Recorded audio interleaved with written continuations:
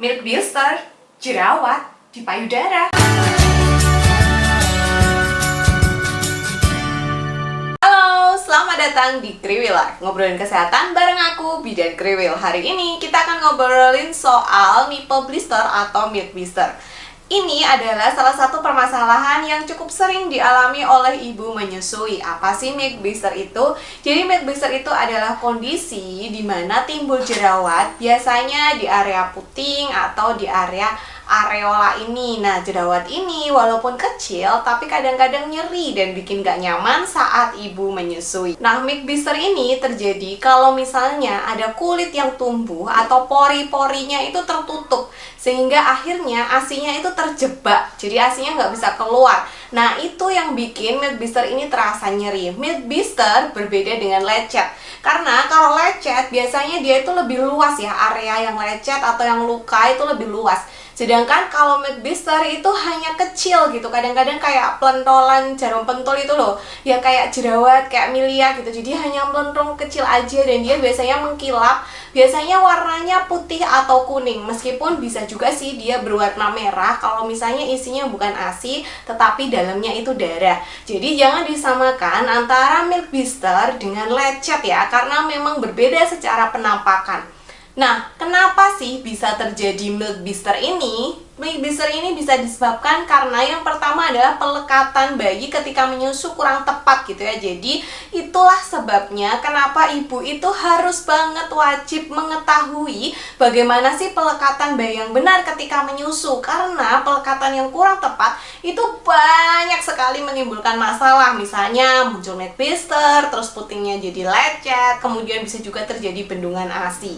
Nah, yang selanjutnya milk blister ini juga bisa disebabkan kalau misalnya payudaranya itu terlalu sering tergesek-gesek oleh penggunaan bra yang terlalu ketat atau tidak nyaman gitu. Jadi ketika kita menyusui ya gunakanlah bra yang nyaman.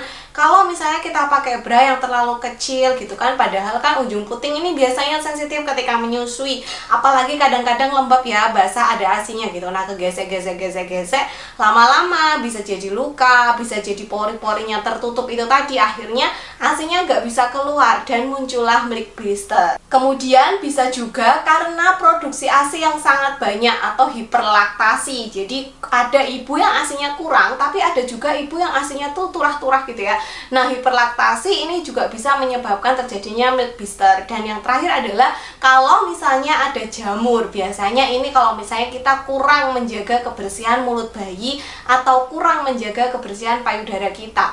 Nah, ini bisa menyebabkan lidah bayi itu berwarna putih yang berlebihan. Aku pernah bikin videonya, kalian bisa klik di sini supaya kalian bisa membedakan ini putih-putih di lidah bayi ini normal atau jamur gitu ya. Dan tentu aja selain itu juga bisa tumbuh jamur di payudara yang juga bisa menyebabkan lecet dan milk blister ini.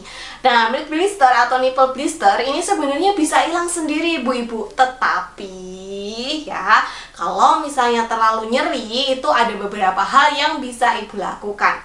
Yang pertama adalah merendam payudaranya ini dengan menggunakan air hangat yang sudah diberi garam. Kalau misalnya punya Epsom salt itu lebih bagus lagi. Tapi kalau nggak ada ya bolehlah pakai garam yang ada gitu ya. Nanti payudaranya bisa direndam, itu air hangatnya ditaruh mangkok terus dikasih garam. Terus bisa payudaranya direndam di situ, atau ibu-ibu juga bisa menggunakan wastafel yang diberi air hangat kemudian dikompreskan di payudaranya gitu ya. Tujuannya adalah supaya kalau misalnya kita rendam air hangat atau kita kompres air hangat, harapannya pori-porinya itu jadi terbuka sehingga nanti milk blisternya bisa lebih mudah pecah, sehingga putih-putihnya itu keluar dan nggak nyeri lagi. Yang kedua adalah rajin membersihkan puting dan payudara ya.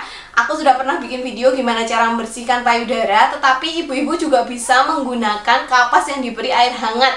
Nanti tinggal dioles-oleskan aja di area putingnya ini. Setiap selesai menyusui itu putingnya itu selalu dibersihkan gitu ya. Jadi harap rajin menjaga kebersihan payudara supaya selain nanti nggak ada sisa-sisa ASI atau kotoran yang menyumbat, juga supaya tidak jadi tempat tumbuh jamur. Karena biasanya kalau kita menyusui itu payudara jadi lebih lembab, entah itu kena ASI atau kena keringat, karena biasanya ibu menyusui itu lebih cepat sumuk gitu ya Bu ya.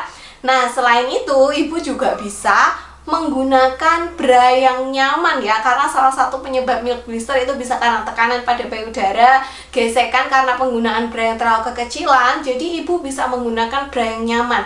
Pastikan menggunakan bra yang bahannya itu juga lembut gitu ya, menyerap keringat, ukurannya pas. Atau ibu-ibu juga bisa menggunakan breast pad untuk mengurangi gesekan atau tekanan antara payudara dengan branya, seperti itu. Kemudian selanjutnya, selain mengompres hangat, ibu-ibu juga bisa mengompres dengan es ya untuk mengurangi rasa nyerinya. Atau kompres juga bisa dengan kubis atau kol yang sudah didinginkan, dimasukkan di kulkas kemudian untuk mengompres payudaranya.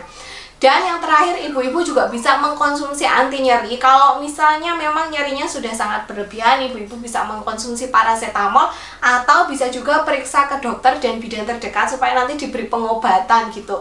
Karena memang milk blister ini walaupun ada beberapa juga yang punya milk blister tapi tidak ada keluhan, tapi banyak juga yang walaupun cuma kecil gitu ya, tapi sangat mengganggu dan bikin nyeri saat menyusui. Lantas, apakah kalau misalnya payudaranya ada milk blisternya terus kita nggak menyusui? Jangan ibu-ibu. Sebisa mungkin usahakan untuk tetap menyusui bayinya, karena ini adalah salah satu cara untuk menyembuhkan milk blister. Walaupun mungkin rasanya tidak nyaman, tetapi kadang-kadang hisapan mulut bayi itu bisa membuat milk blisternya itu terbuka, sehingga akhirnya yang ASI-nya terjebak di situ akhirnya keluar gitu loh. Jadi akhirnya nggak nyeri lagi. Tetapi kalau misalnya terlalu sakit, ibu-ibu bisa tetap memerah ASI-nya supaya jangan sampai gara-gara milk blister terus akhirnya jadi jarang menyusui kan ya, terus malah jadi masalah lain kayak mastitis atau bendungan ASI gitu. Jadi usahakan ASI-nya itu tetap dikeluarkan walaupun ibu-ibu mengalami milk blister. Nah, sekian dulu video kali ini soal milk blister. Semoga cukup jelas. Semoga ibu-ibu yang nonton nanti bisa mempraktekkan cara mengatasinya sehingga bisa lekas sembuh.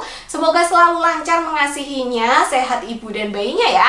Sampai jumpa di video selanjutnya. Silahkan klik tombol subscribe, follow aku di Instagram @bidankriwil atau di TikTok @bidankriwil. Sampai jumpa.